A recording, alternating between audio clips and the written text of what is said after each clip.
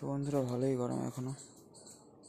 এইদিকে আমাদের এদিকটা বলতে নর্থ চব্বিশ পরগনা, ঠিক আছে, পশ্চিমবঙ্গের। আপনাদের কোন দিকটা অবশ্যই কমেন্ট করে জানাবেন এবং আপনাদের ওখানে কেমন গরম পড়েছে, ঠিক আছে।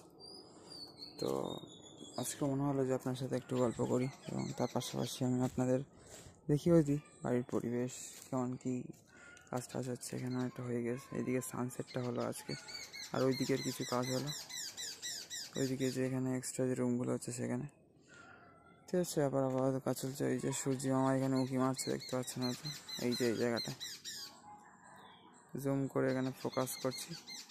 এই যে কথা বলতে বলতে প্রায় 1 মিনিট হয়ে গেল। যাই হোক, সেটা আপনাদের একটু গল্প বলে দিই, ট্রাভেল স্টোরি। তো মায়াপুর আমার দিনগুলো খুব সুন্দরই কাটছিল বন্ধুরা, ঠিক আছে।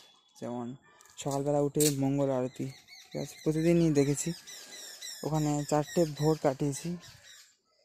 তো 3টে ভোর মায়াপুরে দেখেছি মঙ্গল আরতি, ঠিক আছে। পয়লা বৈশাখে তো গেছি, তার মানে 2, 3 আর 4 বৈশাখ। 4 বৈশাখের দিন ছিল রামনবমী, ঠিক আছে। তার মানে 14 তারিখ গেছি, 14, 15, 16, 17 তারিখে, ঠিক আছে। তো ওই দিন রামনবমীর দিন মঙ্গল আরতি দেখে বেরিয়ে গেলাম নবদ্বীপে, ঠিক আছে। আমরা 3 দিন, আমরা 2 জন গেছিলাম। তো 3 দিন মঙ্গল আরতি দেখেছি মায়াপুর ইস্কনে, এবং একদিন দর্শনারীতে যাবো ভেবেছিলাম, যেটা 7টা 15-এ। তো সেটা 2 জন গুছিয়ে গেছি, বেরোতে বেরোতে একটু লেট হয়ে যায়। তো একটু লেট হয়ে গেছে, তো একেবারে ভাবলাম মানে 8টার সময়ই যাবো একেবারে। মানে সকালবেলা ভাগবতম লেকচার আছে, গিয়ে দেখলাম ইংলিশে লেকচার আছে। তা মানে আমরা যেহেতু বাঙালি, আমাদের ঠিক ইংলিশের লেকচার ঠিক পোষায় না। হিন্দি মোটামুটি আর বাংলা সবই বুঝতে পারি, বলতে পারি, বাট ঠিক ভালো লাগে না। ওই জন্যই তো মানে বাংলা বই পড়তেই ভালো হয়, বাংলা লেকচার শুনতেই ভালো হয়। তো যাই হোক, দর্শনার্থীর পর অলটার তো খোলা ছিল নিশ্চয়ই, তো ভালোভাবে ভগবানকে দর্শন করে চলে এলাম। তো এইভাবে 3 দিন মঙ্গল আরতিতে গিয়েছি, অনেকবার মন্দিরে গিয়েছিলাম। তারপর একদিন ওই রকম দর্শনার্থীর পর ভাগবতম লেকচার, তারপর গিয়ে অনেকক্ষণ করে থাকতাম, মোটামুটি 1 ঘন্টা করে মতো থাকতাম। আর একদিন শয়ন আরতিতে গিয়েছিলাম, মানে যেদিন চলে আসবো তার আগের দিন, রামনবমীর আগের শয়ন আরতিতে, রামনবমীর আগের দিন। তার রামনবমীর দিন ভোরবেলা মঙ্গল আরতি দেখে চলে এসেছিলাম। তারপর সেদিন আর শৃঙ্গার বা দর্শন আরতি দেখা হয়নি, দর্শন আরতি বা শৃঙ্গার আরতি। তো তারপর বাস নবদ্বীপ, তারপর কাটোয়া, গৌরাঙ্গ বাড়ি হয়ে চলে এলাম। মোটামুটি ট্রেনে বা গাড়ির এক্সপিরিয়েন্স মোটামুটি ভালোই ছিল। মোটামুটি কোনো রকমে হলেও মানে 3 জন বসতে পারে ট্রেনের সিটে। একটু মানে যদি একটু কম হেলদি হয় মানুষ, তো 4 জন বসতে পারে। এইভাবে মোটামুটি অসুবিধা হয়নি খুব একটা। সব জায়গায় মোটামুটি বসা গিয়েছে, চেপে চেপে হলেও।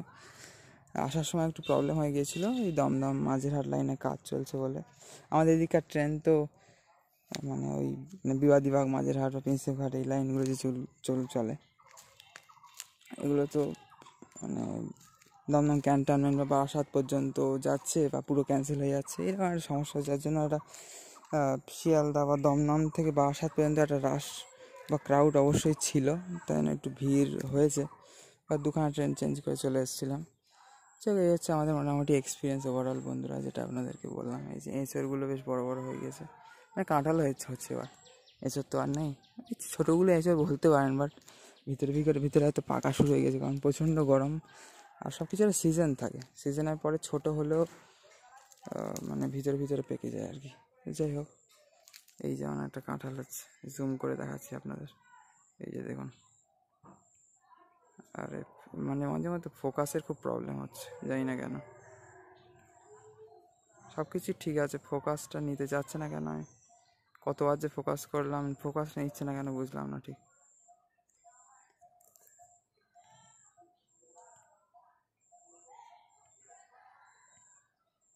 টোটালি ফোকাস নিতে যাচ্ছে না তেমন।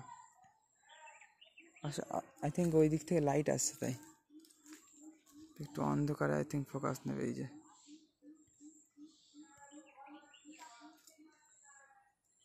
না নিলে কিছু না, তাও এরকম প্রবলেম হচ্ছে কেন সেইটাই দেখছিলাম বন্ধুরা। যাই হোক, সবাই খুব ভালো থাকবেন, ঠিক আছে। পুষ্করিণীর দৃশ্য দেখুন, দেখে আজকের ভিডিও এন্ড করছি। কতগুলো এঁচড় দেখুন এখানে, প্রচুর।